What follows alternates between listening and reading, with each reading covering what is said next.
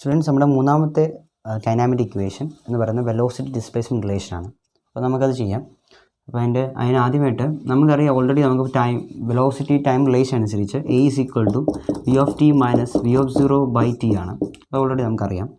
ഇപ്പോൾ ഞാനിവിടെ ഒരു കൺസെപ്റ്റ് കൊണ്ടുവരാൻ പോവാണ്. നമുക്ക് ഓൾറെഡി അറിയാം ഡിസ്പ്ലേസ്മെൻറ്റ് എന്ന് പറയുന്നത് വെലോസിറ്റി ഇൻറ്റു ടൈമാണ് അല്ലേ. അപ്പോൾ ഞാനിവിടെ വെലോസിറ്റിക്ക് പകരം ആവറേജ് വെലോസിറ്റി ചെയ്യുന്നു. അപ്പോൾ വ്യത്യാസമൊന്നുമില്ലല്ലോ, ഇക്വേഷൻ വ്യത്യാസമൊന്നും ഉണ്ടാകും. വെലോസിറ്റിക്ക് പകരം ഞാൻ ആവറേജ് വെലോസിറ്റി എടുത്തെന്ന് മാത്രം. ആവറേജ് വെലോസിറ്റി ഇൻറ്റു ടൈം ചെയ്യേണ്ടി വരും. ഓക്കെ, അപ്പോൾ ഇവിടെ ആവറേജ് വെലോസിറ്റി എന്ന് പറഞ്ഞാൽ രണ്ട് വെലോസിറ്റികൾ സം ചെയ്തിട്ട് എത്ര തവണ നമ്മൾ രണ്ട് വെലോസിറ്റി ആണെങ്കിൽ /2 ചെയ്യണം.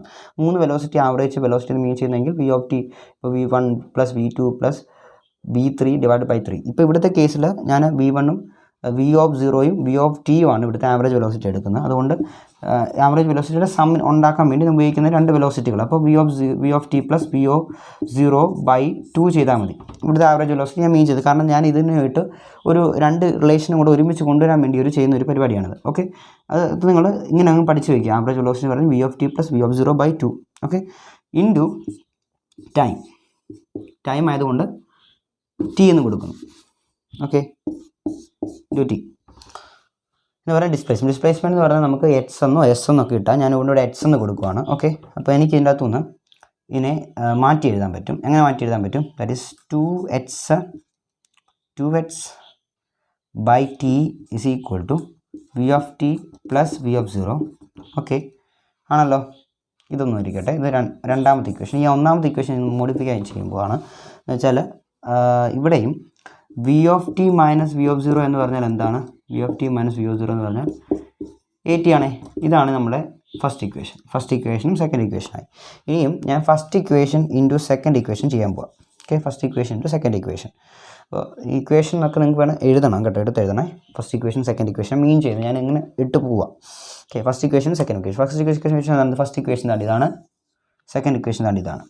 അപ്പം നിങ്ങൾക്ക് ഇപ്പോൾ തന്നെ മനസ്സിലായി കാണും ഞാൻ എന്തിനാ അങ്ങനെ കൊണ്ടുവന്നതെന്ന്. അപ്പോൾ ഇനി അങ്ങനെ ചെയ്താൽ v(t + v(0)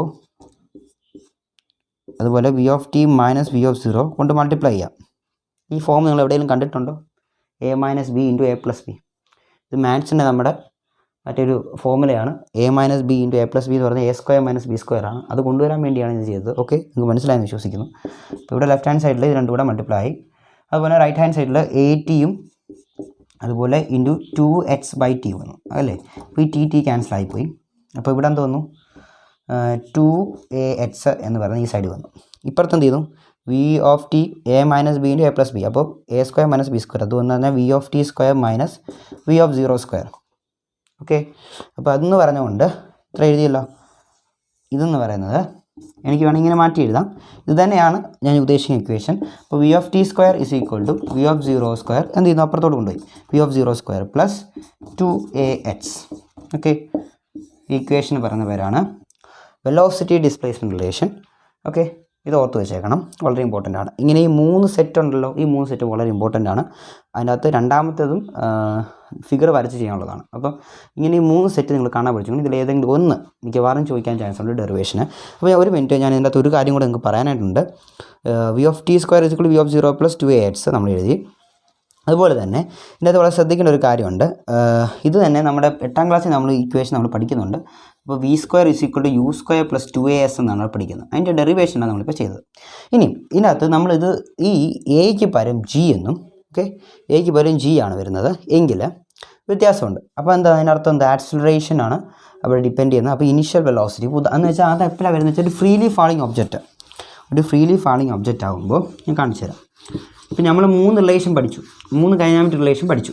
ഈ 3 കൈനാമിക് റിലേഷൻസിനും ഒരു ഫ്രീലി ഫാളിങ് ആണെങ്കിൽ ഇത് എന്ന് വെച്ചാൽ എന്താ, ഒരു ഇത്രയും ലോസ് വെച്ച് നമുക്ക് ഒരു പാർട്ടിക്കിളിൻ്റെ മോഷൻസ് നമുക്ക് ഡിഫൈൻ ചെയ്യാം. ഫ്രീലി ഫാളിങ് എന്ന് മീൻ ചെയ്താൽ നിങ്ങളൊരു മാങ്ങ ഒരു മരത്തിൻ്റെ മണ്ടയ്ക്ക് ഇരിക്കാൻ വിചാരിച്ചു, അത് നമ്മൾ ഡിസ്റ്റർബൻസ് ഒന്നും കൂടാതെ അത് തന്നെ ഇവിടെ കൊഴിഞ്ഞങ്ങ് വീഴുമല്ലോ. എന്തുകൊണ്ട്? അത് ഗ്രാവിറ്റിയുടെ ഇൻഫ്ലുവൻസ് കൊണ്ടാണ് വീഴുന്നത്. അപ്പോൾ അത് വീഴുന്നത് ആക്സിലറേഷൻ എന്ന് പറഞ്ഞാൽ അവിടെ ആക്സിലറേഷൻ ഡ്യൂ ടു ഗ്രാവിറ്റിയാണ്. ആ ബോഡി ഒരു റെസ്റ്റിൽ ഇരുന്നിട്ടാണ് വീഴുന്നത്. അപ്പോൾ അതിൻ്റെ ഇനീഷ്യൽ വെലോസിറ്റി 0 ആണ്. ഓക്കെ, ഇത് രണ്ടുമാണ് എന്ത്? ഫ്രീലി ഫാളിങ് ഒബ്ജക്റ്റിൻ്റെ അല്ലെങ്കിൽ ഫ്രീലി ഫാളിങ് ബോഡിയുടെ കണ്ടീഷൻസ്. ഓക്കെ, ഈ കണ്ടീഷൻസിനെ ഞാൻ വെലോസിറ്റി ടൈം റിലേഷന് പൊസിഷൻ ടൈം റിലേഷന്, അതുപോലെ വെലോസിറ്റി ഡിസ്പ്ലേസ്മെൻറ്റ് റിലേഷന്. ഈ 3 റിലേഷൻ നമ്മൾ സെറ്റ് പഠിച്ചല്ലോ, അതിനകത്തോട്ട് നമ്മൾ ഇട്ട് കൊടുക്കുക. അപ്പോൾ ഇത് ഈ 3 ആദ്യം ഞാൻ എഴുതാം. ആദ്യം velocity time relation, that is v of t is equal to v of 0 plus AT.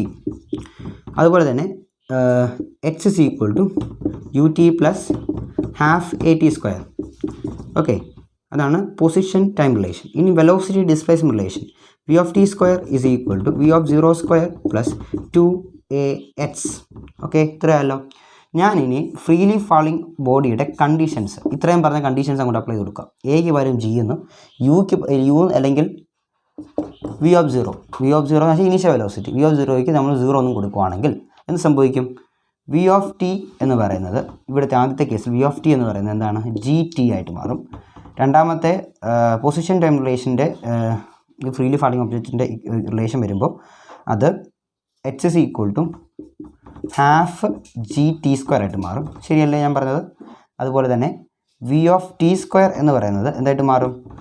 2GH ആയിട്ട് മാറും. ക്ലിയർ ആയെന്ന് വിശ്വസിക്കുന്നു. ഇത്രയുമാണ് നമുക്ക് മെയിൻലി ഈ ടോപ്പിക് റിലേറ്റഡ് ആയിട്ടുള്ള നമുക്ക് ഈ 3 റിലേഷനുമായിട്ട് ബന്ധപ്പെട്ട് പഠിക്കാനുള്ളത്. പിന്നെ ഇതിന് നമ്മൾ പ്രോബ്ലംസ് ഉണ്ട്, ന്യൂമറിക്കൽ പ്രോബ്ലംസ് ഉണ്ട്, വളരെ ഇമ്പോർട്ടൻ്റ് ആണ്. അതുപോലെ തന്നെ ഇതിൻ്റെ അകത്ത് നമുക്ക് ഈ വെക്ടേഴ്സുമായിട്ട് ബന്ധപ്പെട്ട് വെക്ടർ സ്കെയിലർ അതിൻ്റെ ഡിഫറൻസസ്, അതുപോലെ ഡിസ്പ്ലേസ്മെൻറ്റ്, ഡിസ്റ്റൻസ്, അതിൻ്റെ ഡിഫറൻസസ് നിങ്ങൾ ടേബിൾ വരച്ച് നിങ്ങൾ പഠിക്കുവാണെങ്കിൽ നിങ്ങളുടെ മനസ്സിൽ ഓർത്തിരിക്കും. അത് വളരെ ഇമ്പോർട്ടൻ്റ് ആണ്. പിന്നെ അതിനകത്ത് ഇൻസ്റ്റൻറ്റേനിയസ് വെലോസിറ്റി, അതുപോലുള്ള കുറച്ച് കൺസെപ്റ്റ്, അതൊക്കെ തിയറിയാണ്. നമ്മൾ നല്ല രീതിയിൽ വായിച്ച് നിങ്ങൾക്ക് മനസ്സിലാവുന്നുണ്ടെങ്കിൽ എന്നോട് ചോദിക്കുക, നിങ്ങൾക്ക് ക്ലിയർ ആക്കി തരാം. ഡൗട്ട്സ് ഉണ്ടെങ്കിൽ കമൻറ്റ് ചെയ്യുക. Okay, thank you students.